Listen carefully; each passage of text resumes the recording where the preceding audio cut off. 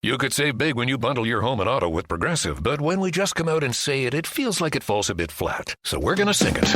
We're singing words now. We'll even sing the business part. Save big when you bundle your home and auto with Progressive. Now that's a commercial you'll remember, even if you don't remember the bundle and save with Progressive part. We're singing that commercial. Progressive Casualty Insurance Company and affiliates. Discount not available in all states or situations. This is the end of the jingle. A jingle about insurance. Waiting for this light to turn green. I'm headed to work for a boss so mean. I'm gonna be late. She's gonna be... There are some things we should do alone, like sing in your car. If this light doesn't turn, I'm gonna scream. But when you gamble, you should always do it with others, because gambling with friends helps keep things in check. So go to keepitfunohio.com for more tips like this. Keep it fun, keep it social, but you're singing? Yeah. Maybe keep that to yourself. This podcast is a member of the Voices of Wrestling Podcasting Network. Visit voicesofwrestling.com to hear the rest of our great podcasts, as well as show reviews, columns, opinions, and updates across the world of wrestling.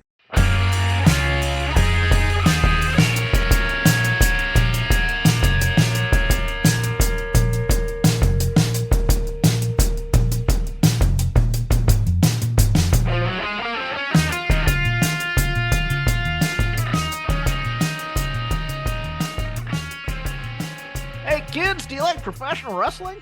It's a good time to like it, because we like professional wrestling too. This is Shake Them Ropes. He is Chris Novembrino. I am Jeff Hawkins, aka Not So Slim J. Oh, Chris, I have nothing to start with in terms of banter. I just realized that. I was trying to think of something I couldn't think of.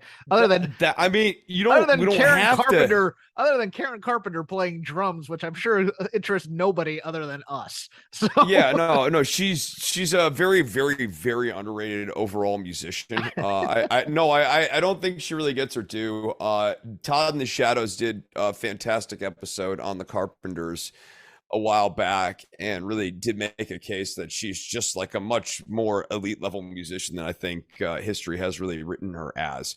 Well, maybe a little bit of a reevaluation is in need.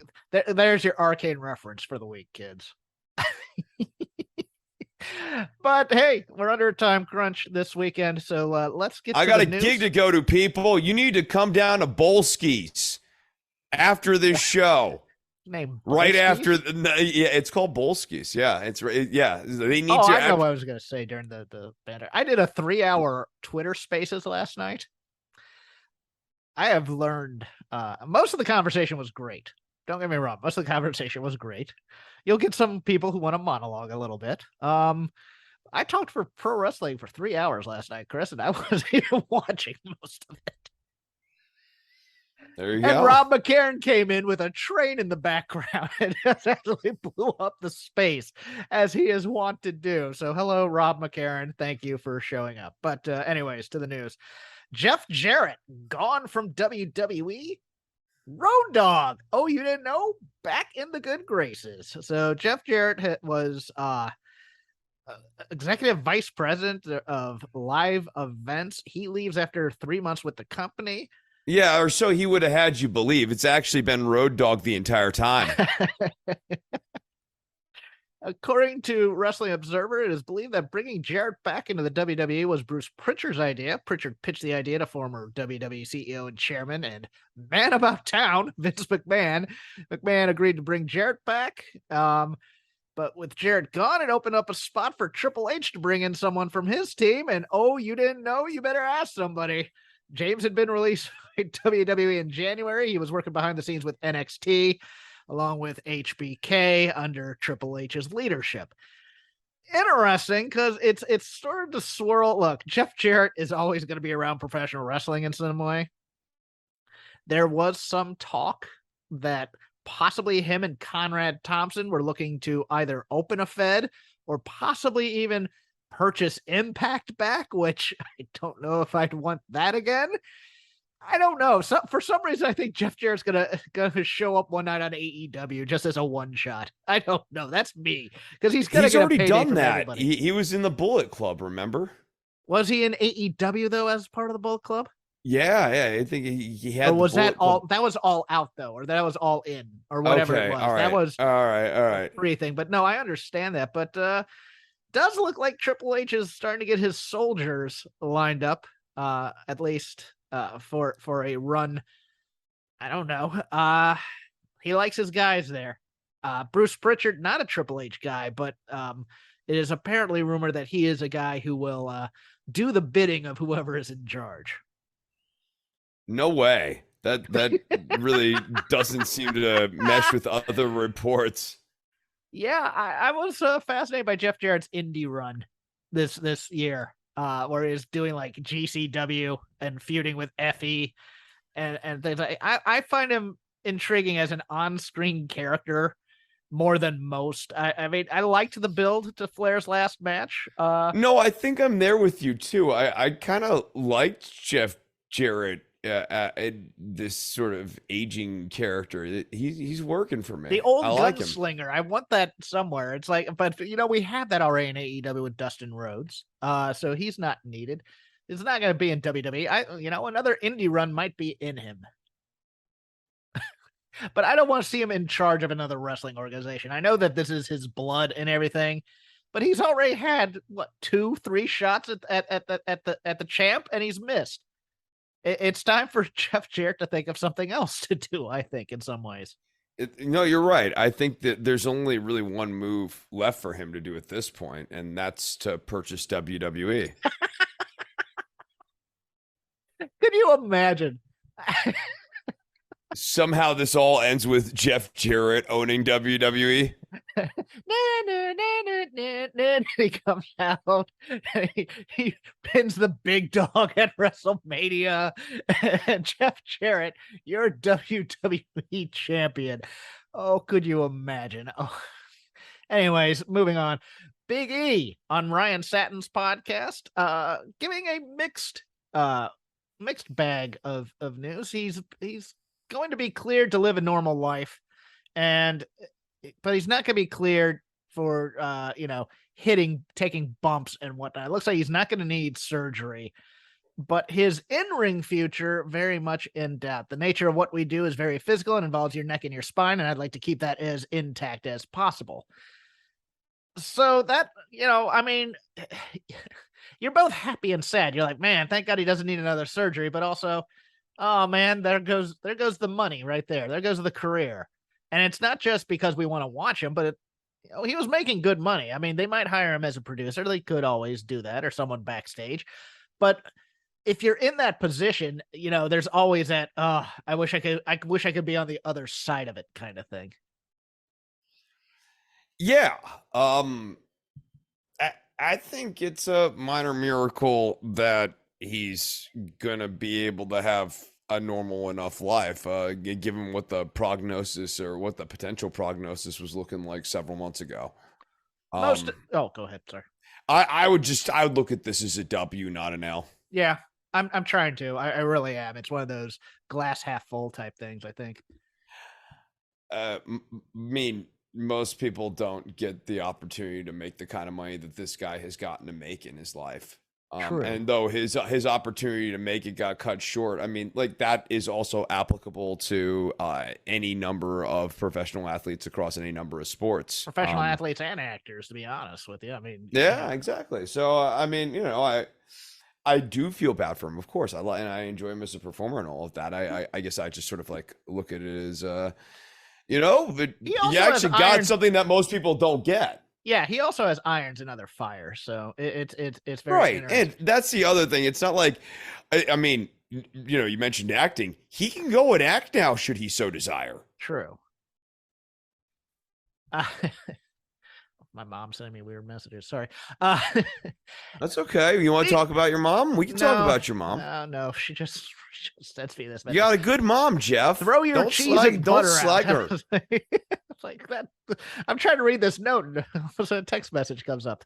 Just a little behind the scenes stuff. But anyways, heading over to AEW, backstage meeting this week before Dynamite. Speaking to the people, Tony, Chief Legal Executive Mega Perek, Kenny Omega, and Chris Jericho both trying to soldier up the troops. reports are, varying depending on who different sources talked to, but a little bit of a conversation about quote unquote contract tampering or negotiating or what have you. Also the leaks going out to certain wrestling media about feelings of backstage stuff. Within that, the news that Eddie, oh God, I forgot. I have Eddie's name here. I forgot his last name. Give me Eddie Kingston. Eddie Kingston. Thank you. God, what is wrong with me today? Eddie Kingston was suspended for a couple weeks due to an altercation backstage with Sammy Guevara after Sammy Guevara cut a promo on him, making fun of his weight. Reports from the backstage meeting, though, results mixed depending on who you asked. Of course, some people felt that Kenny Omega's speech was needed to buck up the spirits. Others felt it was a little bit heavy-handed. I come out of this going, I find these meetings interesting because when you look at the people who are talking, it's 3 officers of the company and Chris Jericho, who's kind of a de facto officer of the company. It feels a little bit like a management browbeating rather than a buck up the troops meeting, Chris. I don't know what happened back there, but if you were sitting back there, I guess it would depend on how you feel you're being pushed at this time. If you feel you are undervalued as a performer and not getting enough TV time, you'd look at this as, oh, sure, the people who have stroke are telling me to feel good and feel better about this. If you're in a good position, you're looking around going, yeah, you guys should be thankful that this company exists, type of thing. Yeah, in terms of a morale booster, I'm not sure whose morale's getting boosted. And I think this is coming at a time where the AEW locker room absolutely needs a bit of a rallying behind the troops sort of moment. I don't. Oh, I guess we can get into it more when we talk about Dynamite. I just don't think the reality of who their competition is now versus who they were 6 months ago has settled in yet. They're up against a very different week-to-week product with WWE now. I mean, it's not like transformational, but it's also not stuck in this endless, seemingly ever getting worse holding pattern. This is not in a creative show. Rut.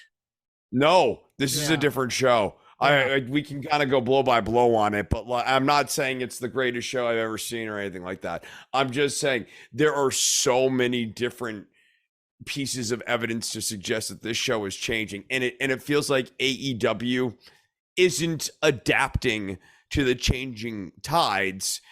Instead, they're giving like this speech, which is like the wrong speech to give at this particular moment. Interesting. Okay. We'll talk a little bit about that when we get into some of the ratings and stuff, because I mean, the numbers were good this week across the board for everybody. Staying in AEW, Thunder Rosa giving up the women's title. This might get a little lazy rivery, but the way this was handled was interesting to me, Chris. I don't know how you felt about this, but doing a backstage segment, and then you had Britt Baker's promo saying, I defended this hurt with a wrist injury, even though we didn't know what Thunder Rosa's injury was at the time. And then also, just for me, at least, there's a bit of a bad taste in my mouth about look, when CM Punk had to give his title up, he got it was a rather big to do, and he got to do it on camera on the biggest stage. This was a backstage segment that was just kind of thrown together, and 30 seconds later, it's like, oh yeah, the women's title is up for grabs now. Yeah, the slapdash nature of creating an interim women's title, and I think it diminished the belt a little bit. And I mean, this is already a show that has way too many titles on it too. I mean, it's good that they consolidated one interim championship into the other one. They rolled that together. I guess we can argue if that was a successful roll-up or not, like in terms of rolling those two titles together. Did that get the heat back? But based on whether or not you thought that got the heat back, I think that's how you'd have to calibrate whether or not it's a good thing or a bad thing that they're doing an interim women's championship rather than just have Thunder Rosa drop the belt entirely. What did you think of Britt calling her out? What did Britt say again? Britt reminded everybody that, well, she had defended her title with a broken friggin' wrist the entire time. I mean, I now I remember what you're saying. Yeah. I kind of thought that was maybe setting the table for Thunder Rosa to go heel on the return. Like I found it in bad taste at the time because we didn't know what Thunder Rosa's injury was, so we can't just dismiss it. I mean, you can view it two ways. You can view it as, okay, Britt's trying to get heat off of that in the live audience type of thing, but it always, and maybe this is just how I view it at times, those types of things always feel a little bit more personal when you don't know the nature of the injury type of thing. Like, it would be more heelish if I had known that Thunder Rosa, because she came out with a statement and said had a bad back and needed to rest it for a while, kind of a thing. I'd have more sympathy for Thunder Rosa, but from what I was watching, because they never announced the nature of why she couldn't defend it, it felt like Britt was kind of calling her out for not toughing it out a little bit more. I mean, look, given the dynamic that we know in this locker room, you have a lot of people in the locker room who we've had reports on who have what I would typify as elevated senses of self. And it's entirely plausible that some of that is playing out on screen between Baker and Thunder Rosa. Business looking pretty good for AEW, though. AEW sold out in Toronto. Found out on the aforementioned Twitter Spaces call last night from friends in Canada. Turns out this is on the opening day of hockey, which is going to be very interesting for Canadian ratings up there. Also, a new Survivor Series went on sale for Boston. The pre-sale instantly sold out. General sale also immediately sold out. WrestleMania numbers, 49,544 for the first day, 50,122 for the second day so far. Wrestling's gotten interesting again, I guess, to the ticket buyer willing to spend. Yeah, I mean, look, this year where WWE seems to be heading trajectory-wise now in the post-McMahon era, that WrestleMania show, the first post-Vince McMahon show, it's going to be an important moment in time. That's going to be a big show. It's going to be a really big show. I think a lot of people are going to see if we're going back to sort of like a Triple H. We're finally getting the Triple H version of what WWE is going to be, or like what the new WWE is going to be. I think it's going to be very clear come WrestleMania. And so, yeah, I would expect, one, numbers and viewership to just stay up across the board, because I think people are interested in what WWE is doing. And I think people will be interested in seeing how AEW reacts to that. And I think that will be good for both companies, at least in the short and medium term. Yeah, ratings were pretty good this week. AEW did over 1 million for their show. Raw over 2 million this week and did not drop in the third hour. And SmackDown maintained over 2 million on the previous week as well. So going into football season, which is always a little bit of a crusher for wrestling ratings, especially on Monday nights, I think wrestling is going to be kind of competitive again. Yeah, it'll be interesting to see how Hunter and his team tackle the Monday night fall dilemma of keeping ratings strong while up against, the juggernaut that is the NFL. 15 weeks of The Undertaker appearing when kickoff starts. That was always kind of the Vince method. It would always be like at 5:20 Pacific, 8:20 Eastern. It would always be, that's when the big thing would happen. And half the time it was The Undertaker, I think, during football season. No, I think you're sort of speaking to the one thing that feels so nice about watching this show is there are just so many Vince-isms and Vince go-to moves that are no longer being done as the go-to move for how you like book stuff or how a promo is scripted, where a promo occurs. It's nice to see the Vince-isms get stripped away from professional wrestling. Some of them will always remain, but it is nice to see some of them going the way of the dodo because it was long overdue. Personnel moves. Gigi Dolan and JC Jane were scheduled to go to the main roster. They did social media video talking about how they were going to take over SmackDown from now on. That video has since been taken down, and some think that it's possibly plans change.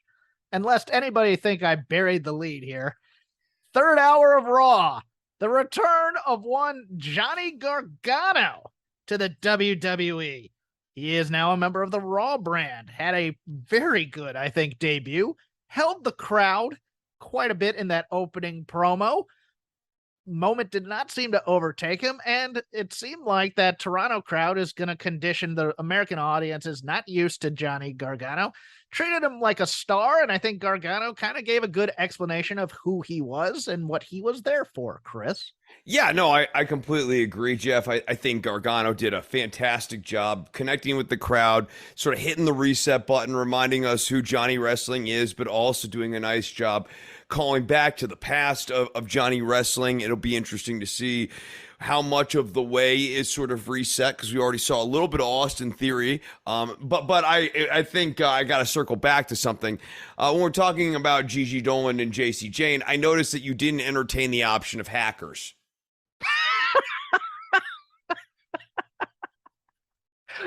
Somebody had to take down the video. Somebody had to take down the video. Obviously, well, I'm going to speak a little bit about Toxic Attraction in a second when we get to the Lazy River. But I absolutely adored the moment because Gargano seemed very loose out there, which was very, very nice. I'll compare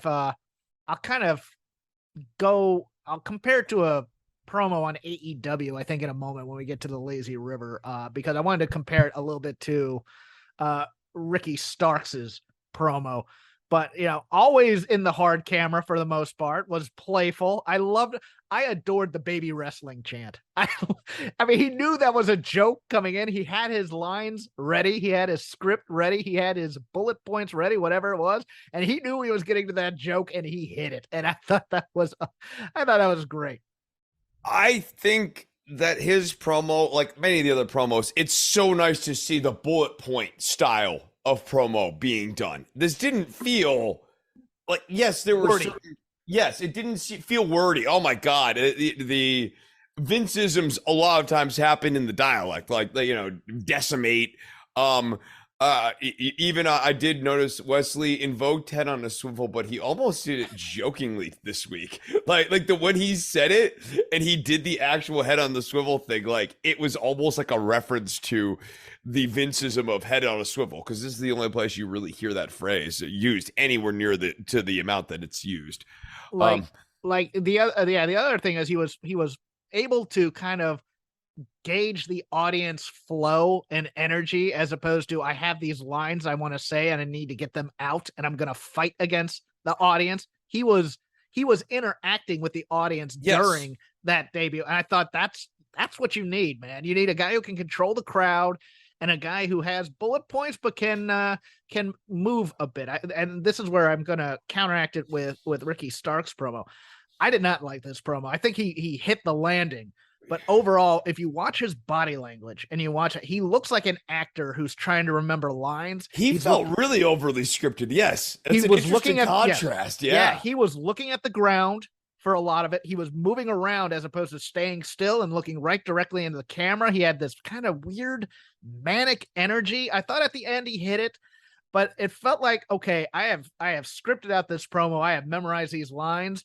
And then he's trying to remember the lines when he's in there, as opposed to, okay, I'm going to hit this point. I'm going to hit this point. I'm going to go out there. Let's see what the audience says. And it was almost odd how not confident he was in that promo.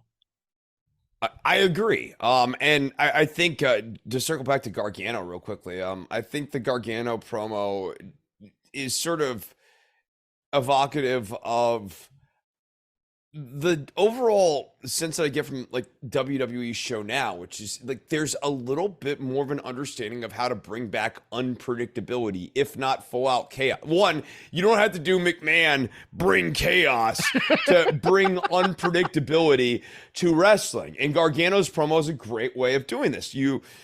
Yes, he's going to go out there and you have a general template of what he's trying to get over, the message he's trying to get, but how he's going to do it, how he's going to play the song, it's not exactly the same way every time. And if he played it 100 times, it'd be different a little bit each way. And that level of unpredictability is super welcome and super fresh. And yeah, like it contrasted to Starks where like, dude, I just wasn't feeling Ricky. I just didn't feel like this is...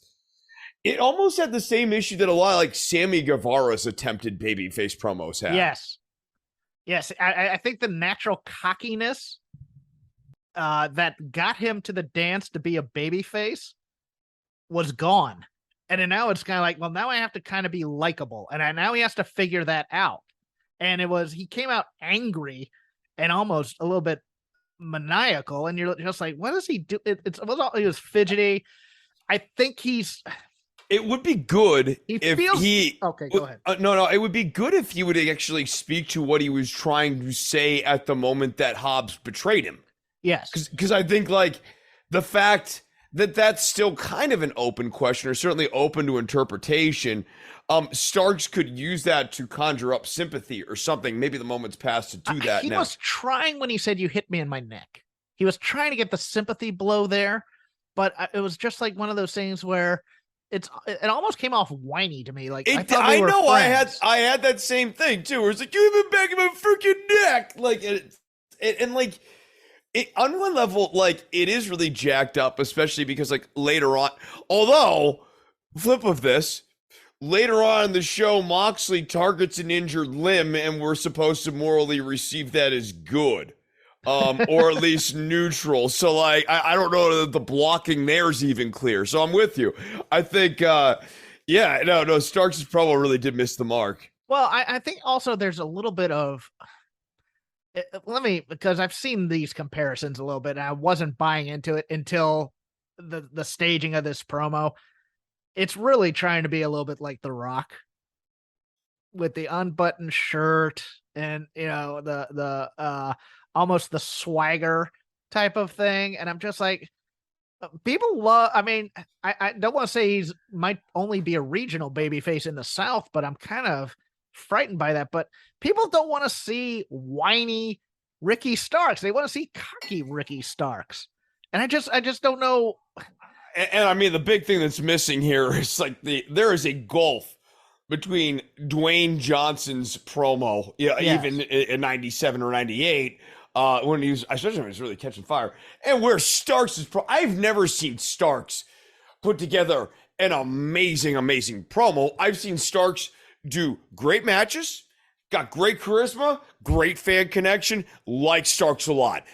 He is not a Dwayne Johnson promo. Sure.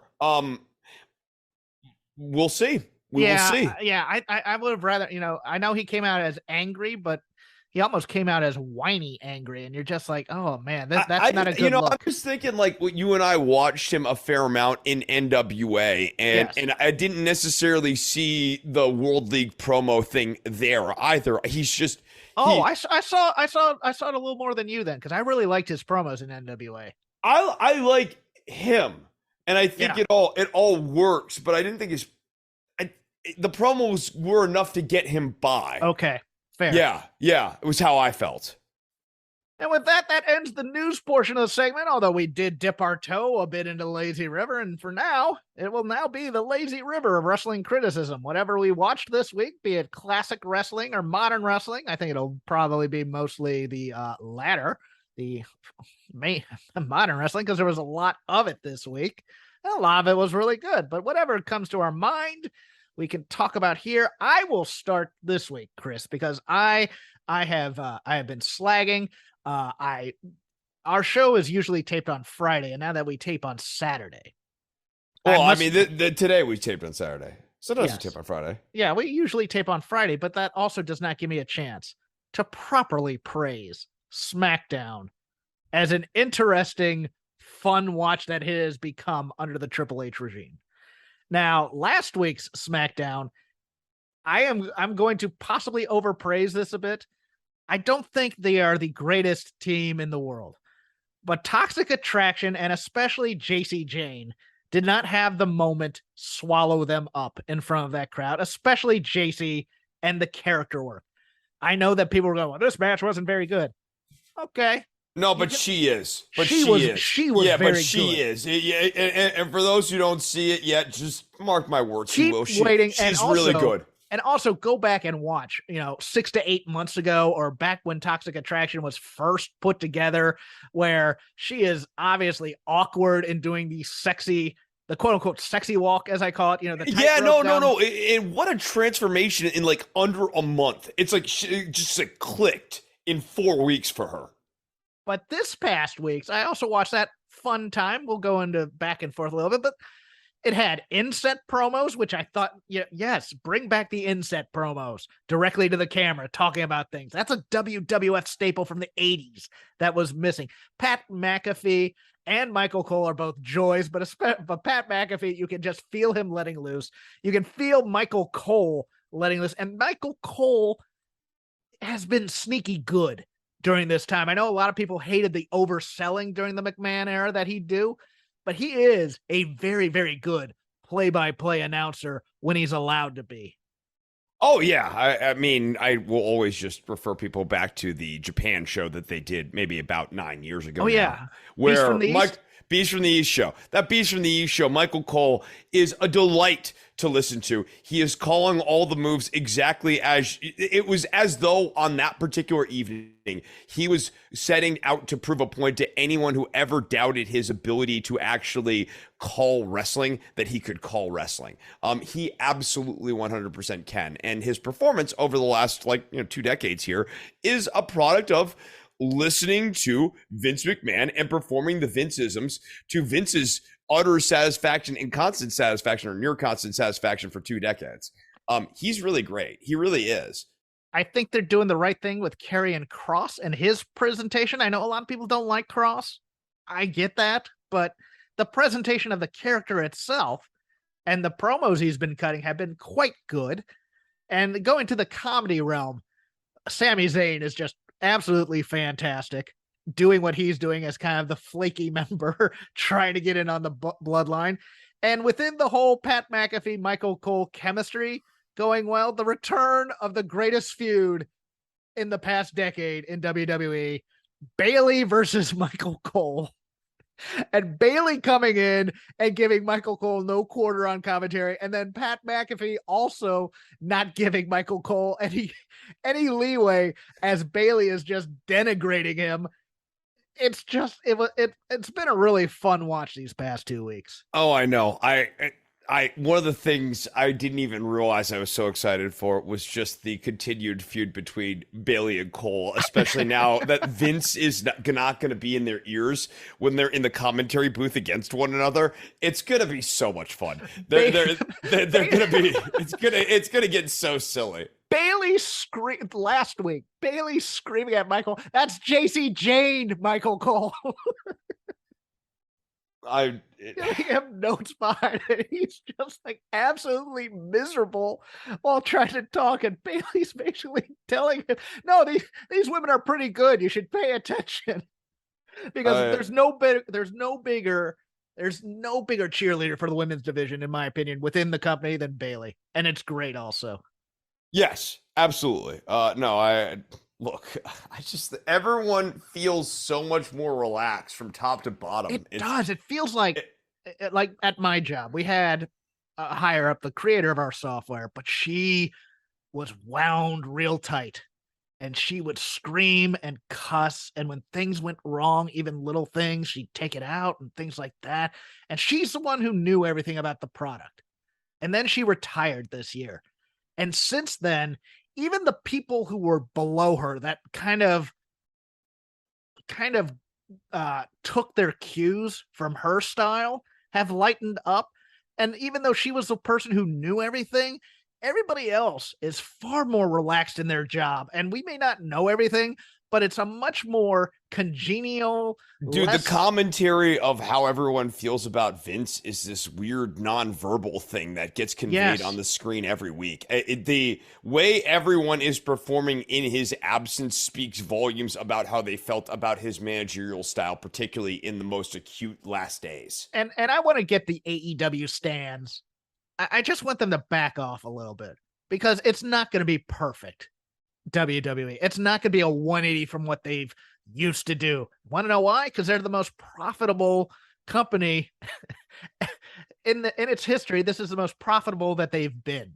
They don't need to change all that much, guys. It's going to be baby steps. And yet they're still changing more than a company. It's not as though they're just standing pat. I mean, the way matches are longer. It's more there are multi-week backstage Yes. segments that have builds off this whole Adam Pearce looking for this guy who backstage who is causing chaos.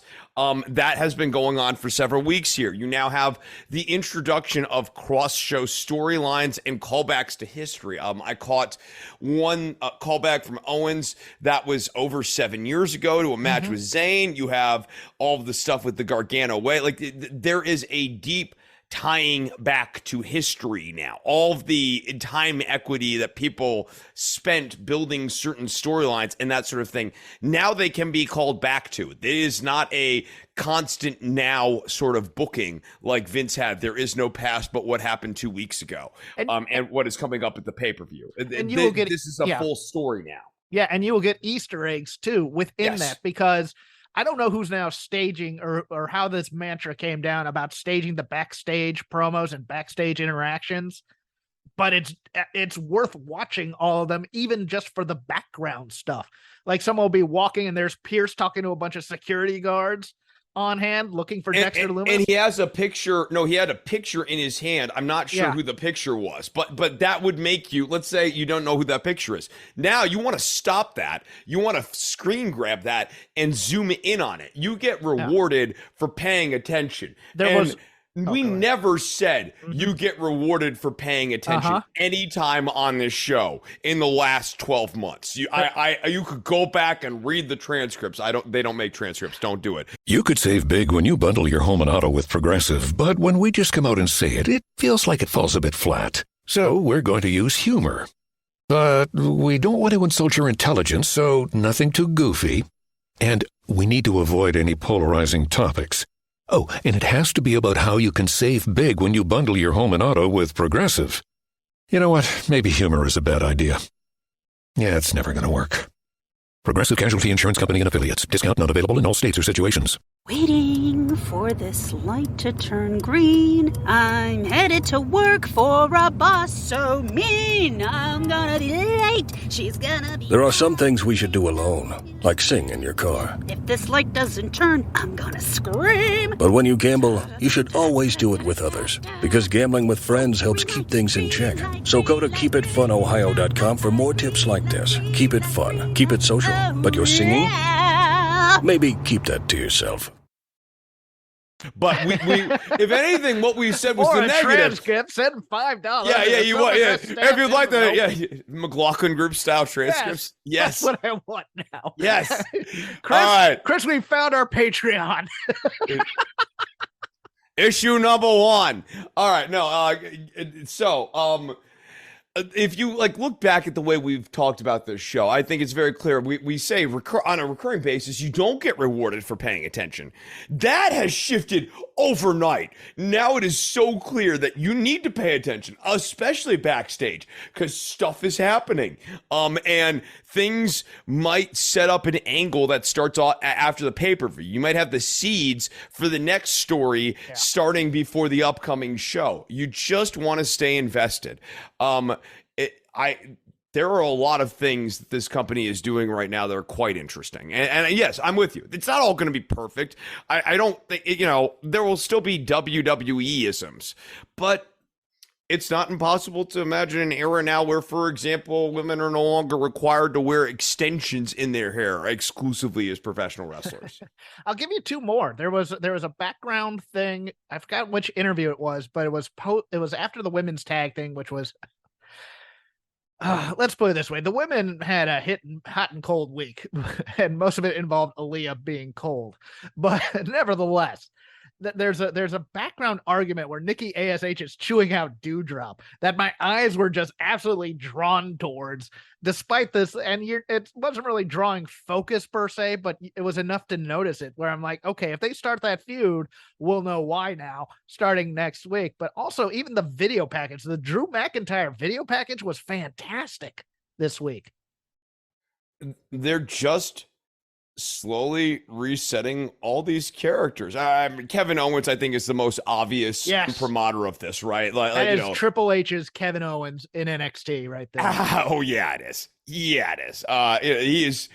He's the Stone Cold Kevin Owens that Vince didn't know how to actually present. Right. This, especially this week, it was Bizarre World because he's in Canada or whatever, but I also just think you're getting more of that swag. You're getting that Triple H Kevin Owens, and yeah, he's the clear sign that the reset button has been hit. And for guys who aren't getting TV time necessarily on the main shows, they're allowed to do what they do best on other shows. Like my example is Main Event this past week, I believe was the Cedric Alexander and Ali, Mustafa Ali tag team taking on T-Bar and Shelton Benjamin.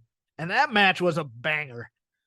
And look, they're not getting a lot of great character work here. They probably might get a little bit more, but they're allowed to go out there and put on a nice 15-minute wrestling match that shows everybody, hey, we're not just these goofs who go out there and get smashed by Bobby Lashley all the time. I really, the wrestlers can go out there and wrestle, and then we'll work on the character work here and there. And you know what? We'll eventually start being a much more diverse, bigger roster. I mean, yes, you are right. They're not going to hit home runs. There are some questionable choices in terms of personnel they have brought back. I am still questioning Hit Row in many ways, but I understand why they did it.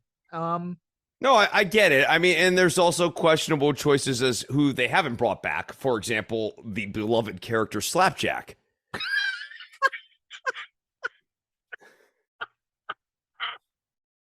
Oh, that came out of nowhere. Thank you. It is your turn on the lazy river. Let us talk now. Let us speak of CM Punk. CM Punk versus Jon Moxley. Yeah. I'm into it. Look, this was a really interesting choice by the company in terms of how to resolve the top belt and put heat back on it. I am unsure if it worked at this point. Okay, good. I hate to be canny and say let's see how this plays out. But I am saying I guess I will say I am being canny here, and it is on the basis of I am unconvinced it worked at this point. It was certainly a move. I am with you. And I'll go over the reasons why. I think they're probably very similar. I don't mind this kind of match. In fact, at first I thought, well, maybe this is Punk's punishment for, going up, because we found out, last week about the whole going out on his own about the whole Adam Page part of that promo, and thought, okay, nobody's above the law. Here's his punishment. Then he just chose to take that like a man and do it.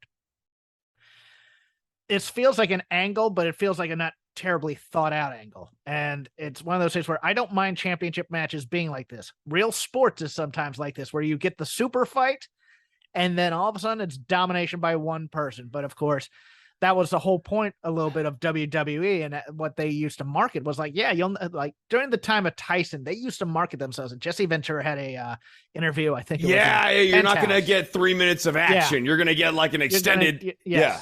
It's never gonna fail to do that. On the other hand, if they're doing this and they're gonna give Punk an immediate rematch at All Out, Punk's gonna have to cut the promo of his life to me to get them in there. Now, can he do that? Sure. I have no reservations about Punk being able to it's more than that. Now you have to get over that the foot is fine. Yeah. Punk would have to beat the crap out of Moxley for weeks on end now and basically just establish that, like, I don't know. Or they're going to have to heavily baby him in Chicago because that's where all these are at this week. Right. It's an entire week. And they're going to have to do that at the expense of Moxley, which is interesting because when Punk came out in Cleveland this past week, he was getting a smattering of boos. Now, are they anticipating Moxley possibly getting some boos in Punk's home area? I'm sure they are, but I think he's going to get him now for targeting Punk's weak limb. I mean, I get that maybe. Well, I mean, think about how like the Chicago crowds are always like just eating out of Punk's palm. It's MJF in Long Island. I mean, it's sort of a Punk can do no wrong sort of thing. Yeah. So I might be undervaluing that. That might be a good point. Especially if Punk comes out and spotlights that Moxley took the coward's way out to win the championship. That Moxley basically like a snake or something, targeted a weak limb. What a dominant performance, John. Oh, wow, you really beat the best of the world when he was at his best. That sort of thing. I wasn't thinking about that, but that's a good point because we talked about this on the Dynamite show that I did with Paul Fontaine, and he's also thinking that this is the route they're going to kind of take. But I had forgotten about sarcastic Punk coming in and really putting it over that way because, interesting. If you watch the tape, of course, he kicks with the foot that he doesn't grab, which is very interesting in some ways. Some people some people were thinking, I mean, that happens too in sports all the time. The plant foot is the one that gives out on you, which is good. But at the same time, it's one of those things where I'm like, are they going to really put this obstacle in front of him to make him have to overcome it during that match? I was thinking it was such a dominant win that you couldn't possibly go back to that, and you might do Page versus Moxley here. Also, wasn't the biggest fan of the Moxley promo up to a point because I think he should have. I mean, if you're gonna do it this way and do that, you have to heel Moxley a little bit. And I wanted more. I wanted less. I'm the best. I'm the best. I'm the best in the world. I'm the heart and soul of AEW stuff, and more about Punk. And if we're gonna go hard into this, Punk is a locker room cancer type thing, which I'm sure he took offense at. And that's why he gave the receipt to Adam Page, but making it a little bit more personal between Mox and Punk versus just professional, who's getting the accolades type of thing. Now, someone else also put maybe Punk does something like put his career on the line for the rematch type of thing. And I wanted your take on that as a stipulation. I mean, I think that certainly heats things back up, right? It opens the door to a non-finish too, where Punk doesn't win the title back, but also doesn't lose his career. And that sort of for Punk fans would be enough to make them feel like the day was a win, so to speak. I like it. I think there's a way to heat this back up, but in a week. And like one go home show on Wednesday? I know that's the problem, right? Yes. Like that. And then that's you have the other issue of getting people jazzed, people jazzed for a hot shotting of the title yet again. Yeah, it's right. Twitter Man, I can't wait to see someone else get the belt, or see the same guy get the belt back a second time. Yeah, from the within other a guy. week. Within a week and a half. Oh boy, what drums? Yeah, if this had been thought out, you do this over a month and you build that heat back, and you get that. I think fans of AEW are a little bit more forgiving of this. And, of course they can do that. I'm like, maybe I'm just too old school, and I just don't think so. I mean, no, for the fans, they'll be fans of that. But like for me, I guess I struggle to say I am more excited about the fate of the AEW World Championship this week than I was last week. Okay. And that's after a belt transfer. Moxley has been an interesting interim champion, but it didn't feel like the Moxley storyline was like building to this transformation into him being the legitimate champion. It felt like the Moxley storyline was about making him a formidable like challenge, that he was so kind of like out of left field in terms of making him the champion that we needed to build him up to formidability. And then it almost feels like having him dominate Punk is a bit of is like kind of the final overcompensation and making him feel valid. That's where I'm at right now. I suppose my needle could be moved, but boy, they have to put together a humdinger of a go home here to get me to be convinced that this was like a super well thought out, strong move next week. I mostly agree. I'm going to stay on AEW. I adored the Dax Harwood Jay Lethal match. I am of the opinion that they Very good. That I am of the possibility that they were talking backstage, and Jay Lethal, being such a Ric Flair fan, and Dax Harwood being an old school kind of guy, said, "Hey, let's do a Flair Steamboat tribute type match here, but doing it our own style." They chop the crap out of each other, and I'm here for those types of physical beat down a guy until you get your finisher on type of matches. And look, I'll give credit where due. It perfectly counterbalanced that 6-man main event, which was nothing but flippy-do stuff and modern style type of wrestling that other people tend to like a lot more. This was for me. This was my prime rib station at the buffet over here, watching Jay Lethal and Dax Harwood chop the crap out of each other, and I adored it. I'm with you. This match, this was the match that got me into the show. I didn't realize that it was basically the only thing I was going to be grabbing on the buffet line, but this is very much like arriving at the buffet and going, "Ooh, that first item looks fantastic." And and at least I had the good sense of loading up my plate with the first item. I've now arrived at the end of the buffet line, having really only put one little spoonful of CM Punk and Moxley onto my plate.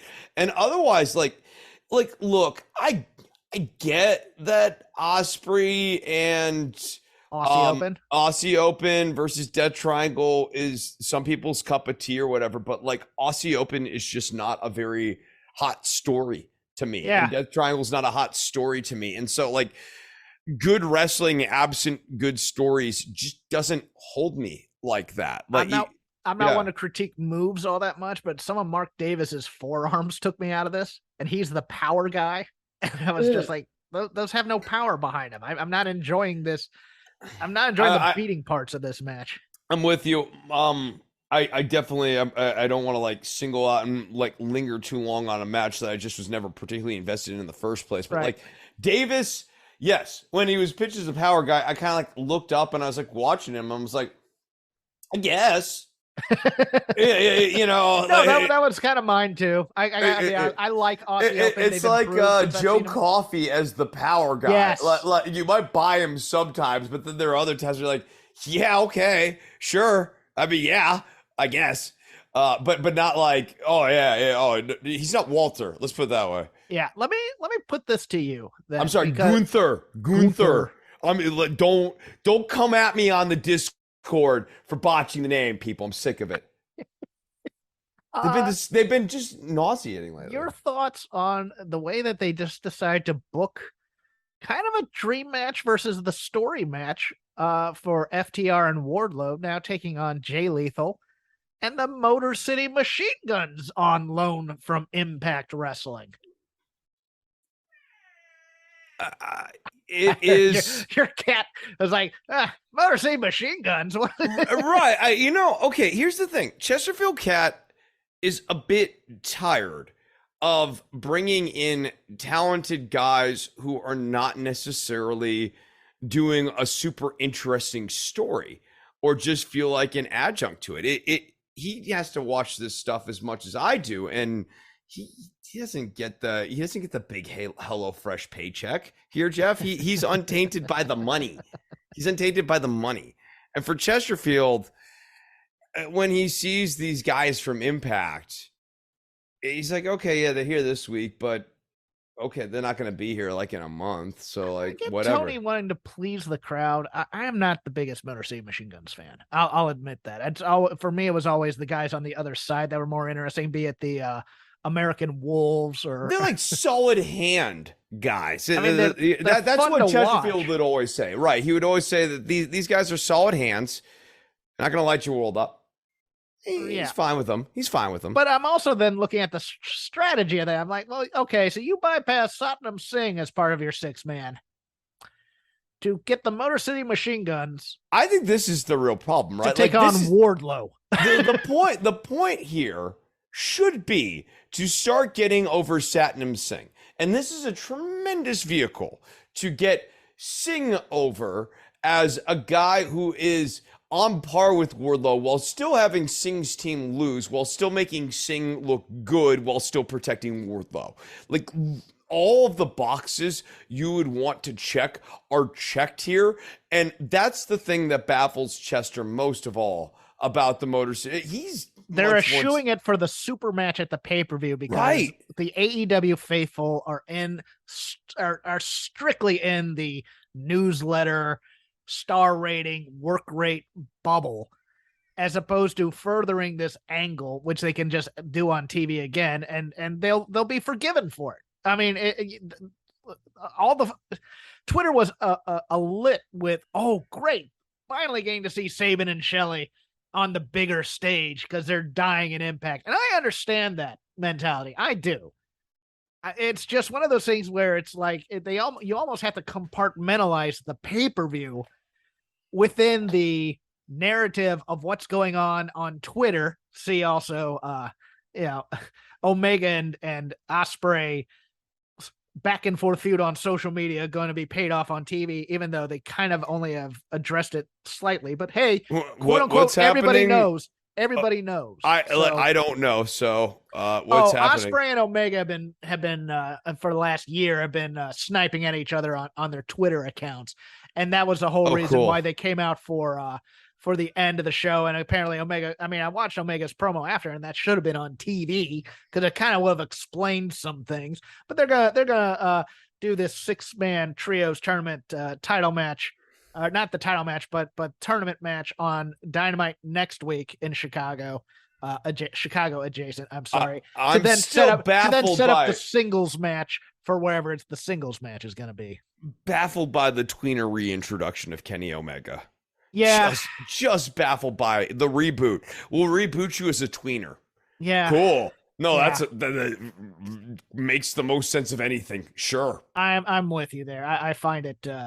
I don't get it. This is the chance. This is the chance to reintroduce him in whatever painted strong colors. No, we need to remember the story. I'm like, no, the story's done. The story was done when he left. Now he's reborn. I mean, if anything, the story is that the Young Bucks forsook him in his moment of need. So the idea that he would come back and be like, I can't wait to help you guys out. They left him out to dry. They handed the belt to Adam Page. Yeah. I was going to say Adam Pearce, but Adam Page. Yeah, there's a long-term storytelling. You keep telling yourself that. Oh, sure. Yeah. Sure. It really does feel like there's no week but 2 weeks ago. I'm just saying. Your turn, sir. Ooh, okay. Well, that basically wrapped AEW for me. So then I guess we need to talk a little bit about the NXT here. Interesting show.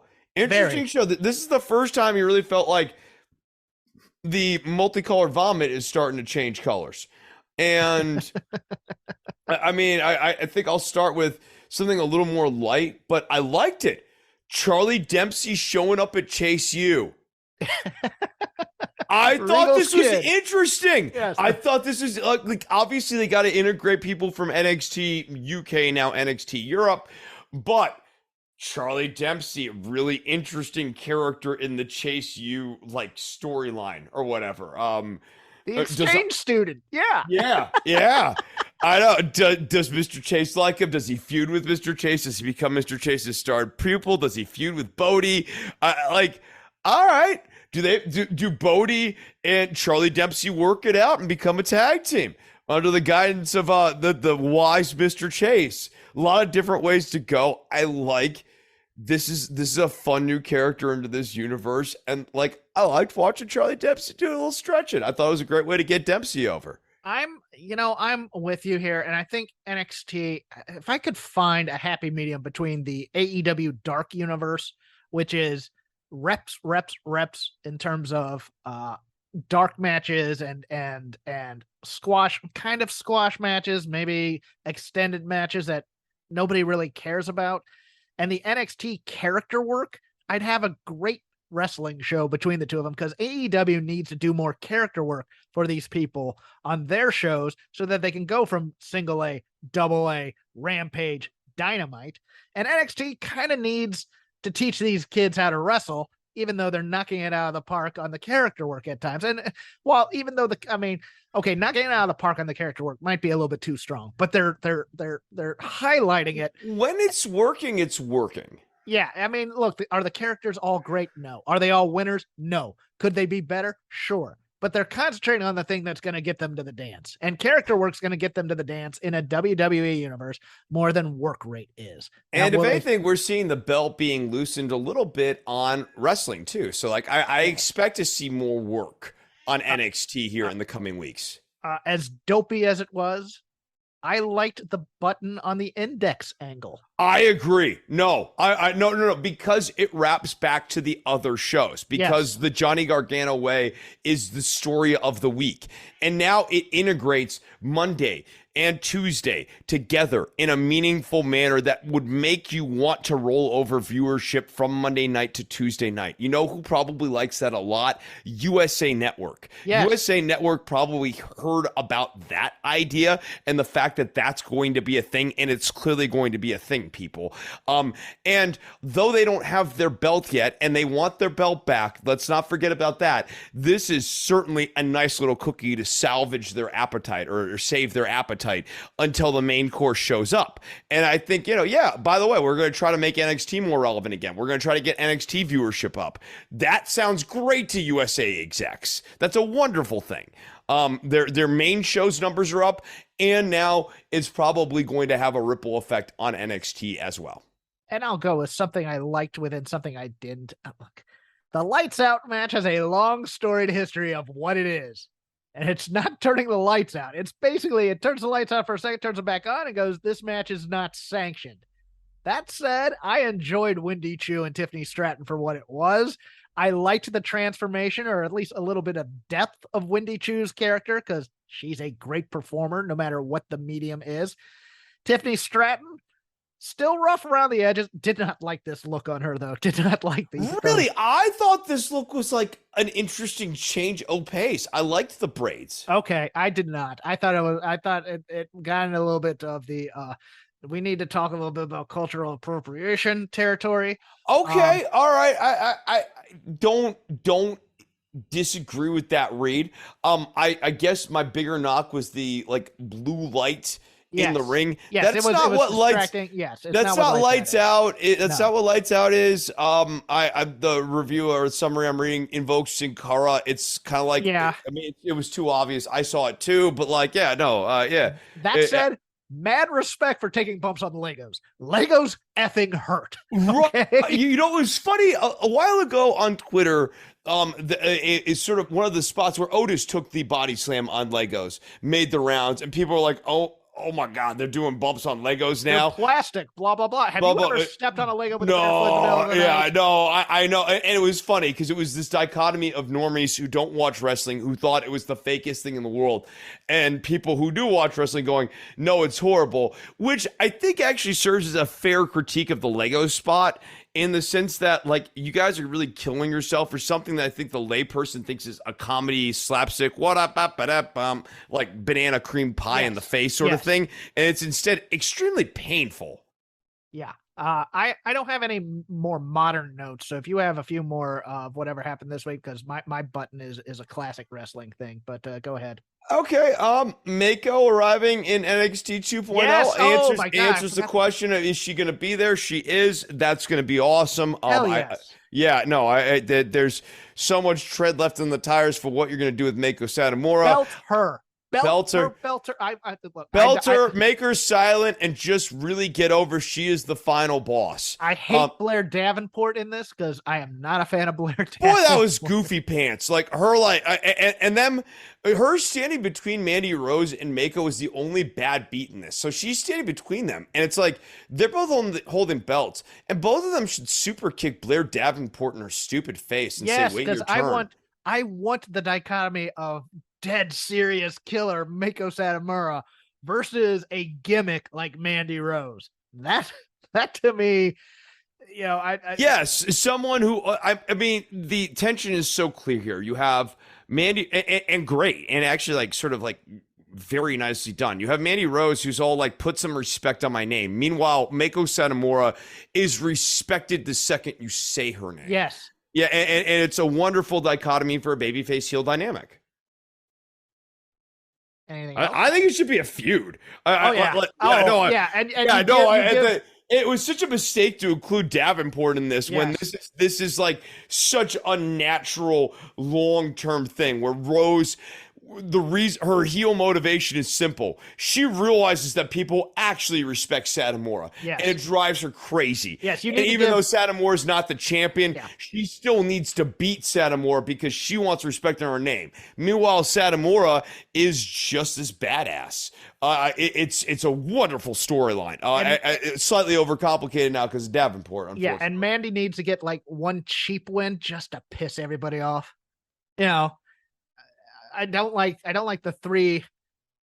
Yeah, it can be in a tag match wherever you do, but Mandy has to get a cheap win over Mako somewhere to really get the heat up here. I don't like the addition of Blair because it's like now we got to work in this third thing into the story as well, and it'll probably be Mako pinning Blair to win the match, or the other way around. It'll be Mandy pinning Blair to win the match, and I want to see this feud. I like right. This is a wonderful 3-match feud where Mandy Rose wins the second one under dubious measures after Satomura wins the first one clean, and then we have the chase to the third one. Yes. Yep. Yeah, and it's brutal, and it gets Rose over as formidable, and people do respect her at the end of it, but Satomura wins. It's a very simple, elegant, standard tale that would actually do a lot for Rose, because, like, look, I think she has improved as a wrestler. Yes. I think that having a long feud with Satomura would put some polish on her and make her look great in the finish. And then you can take all of Toxic Attraction, put them on the main roster, and they're ready. I mean, that's all you really need here is one good feud where she can, she's solidified her character in this thing. Is she the greatest wrestler in the world? No, but she doesn't have to be. She does enough, and that's fine. She's not bad. She's not bad. And she has improved too. People don't see because she has incrementally improved as opposed to just woke up one day and great, but she has definitely incrementally improved. And being down at the PC has done some good things for her, even if she may not be happy down there anymore. But anything else from the week? Braun Breakker is still boring. Boring Breakker. He's boring, but you know who isn't is Von Wagner. Okay, like Von Wagner's interesting in the same way that like Rey Mysterio's promos are interesting. Yes. They are so bad that they have to laugh at him. But they're great. Trying something. He's trying something in there as opposed to, he's decided I need to break out with my promos, and now he's trying things. It's like watching a baby trying to walk. It's. I swear to God, though, Jeff, every time I listen to him off screen, it sounds like he's just stoned off his ass as he's trying to be a heel. It's like I want that now. Like you're a monster heel, but also you're really, really, really high. Listen up, all of you need to fear me because I'm bigger than every single one of you. I could come out there and with so little effort, just crush every single one of you. Braun, make him a heel Monster Riddle in NXT. Hey man, you think you're so great, man, but like. I could beat Braun Breaker. My dad could beat up your dad too. And Wayne. And my Rick dad owns a dealership, and every month I get a stipend. It's fine. He's covering my rent, and that's how I pay for the penthouse. I want an NXT vignette of Wayne Bloom and Rick Steiner just going. What do you think of your kid? That would actually be a great way to get that feud thing. Like Vaughn is the fail son, and like Rick is like imminently proud of Braun Breaker. Rick's almost intimidated by his son's success. Because no, it's like Goofus and Gallant, right? Yes, Braun is Goofus, and Braun is Gallant, and Von Wagner is Goofus. Yeah, I'm here for that. I will give my last note here. I did watch some classic wrestling a bit. And I'm going to say something because I know a lot of younger fans don't get it, and they'll watch the latter stages of this guy's career and they'll go, I don't get it. Greg Valentine is great. I'm watching some early 80s stuff of him, and look, he was not a charismatic dynamo ever, but he had this gruff realness to him, despite the attempt at the pretty boy blonde mullet and stuff, and his selling and his punches. I'm watching him in Georgia and also Mid Atlantic in the early 80s. Like, he's doing this feud with Piper leading up to Starrcade, and right before that, and he's doing a little bit of his tag team matches with Ric Flair back in the old NWA Mid Atlantic territory. This dude, man, I'm like, okay, I'm starting to get it now. And I didn't appreciate it when I was a kid, because it was always oh man, it takes Greg Valentine 60 minutes just to warm up in a match. I go, well, that's just because he's boring. He ain't boring. It's just he has a certain understated charisma that you have to kind of appreciate to know. And now that I'm kind of an older wrestling fan, I really am appreciating it. Yeah, he's always had. I liked his look because his look was sort of like bizarro babyface from the 1980s, where it's like he wanted to look like a babyface, but he was a bad guy, and you could tell that by his physique. No, I'm gonna say something that might rile people up, but this was just me as a kid. Me as a kid looking at Greg Valentine, I go, that's just white trash trying to look like Ricky Morton. That's like a trailer park beer drinking dude just trying to look like a pretty boy baby face. Yeah, no, and that's how I scanned him as well. But it completely, for me, like conveyed a like good classic mid-card, upper mid-card type of character. But you guy watch him on who thought promos, he was one thing. Yeah, you watch him on promos, and when he's angry, you believe that dude is gonna kill you, man. He got mad at Piper. I went, oh man, he's gonna kill Roddy Piper right here. And I believed it. I was like, oh man, I didn't see enough of this kind of thing. And of course, that's what WWF would always kind of do that to you. I mean, they never let their guys really talk. And when I first became a fan, it was when him and Beefcake were the dream team with Johnny Valentine, and they were the tag champs, but they weren't really bringing any kind of, I mean, Brutus Beefcake was mostly the charisma of that team. So, and Valentine was just there as kind of gruff muscle. So I never really got into the great period of when Greg Valentine was great in terms of like 82 or even the late 70s or so. So yeah, I mean, this has been fun watching him. fantastic. All right, Jeffrey, I've got to go and play some music for people at Bolski's. Yes, this has been Shake the Ropes. You can follow me at Crap Game 13. You can follow Chris at DWATG. And just follow the show at Shake the Ropes, all one word. My plugs real quick. I am a part of Fight Game Media on Wednesdays. I do the Dynamite show for $5 a month. Join the Fight Game Patreon. Get my hot takes on Dynamite. That is patreon.com/ I believe Fight Game, all one word, or Fight Game Media. I can't remember right now, but yes, the Dynamite show with myself and Paul Ace Fontaine. Chris also has a Patreon. He will be able to remember his URL. He's going to tell you about it now. Oh, okay. Hawkins really throwing me under the bus now. It's patreon.com/ No, I'm joking, Jeffrey. Patreon.com/ DW. Don't ever step on a hyperlink. That's like rule number 2 of improv.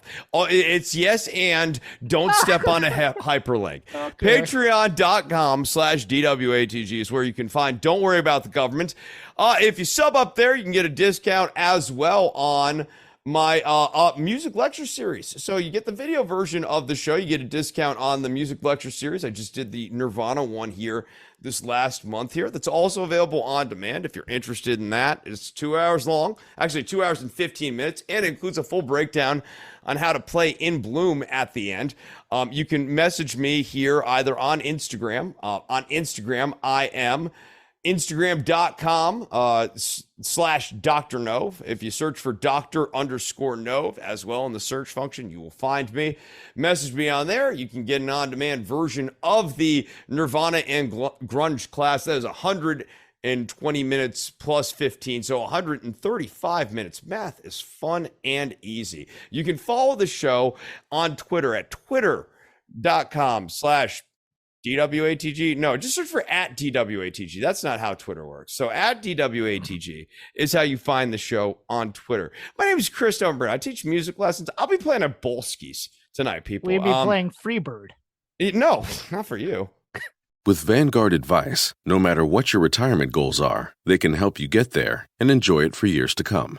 The financial journey is all yours, but you never have to take it alone. That's the value of ownership. Visit Vanguard.com and explore Vanguard advice. All investing is subject to risk. Fund shareholders own the funds that own Vanguard. Services are provided by Vanguard Advisors, Inc., a registered investment advisor.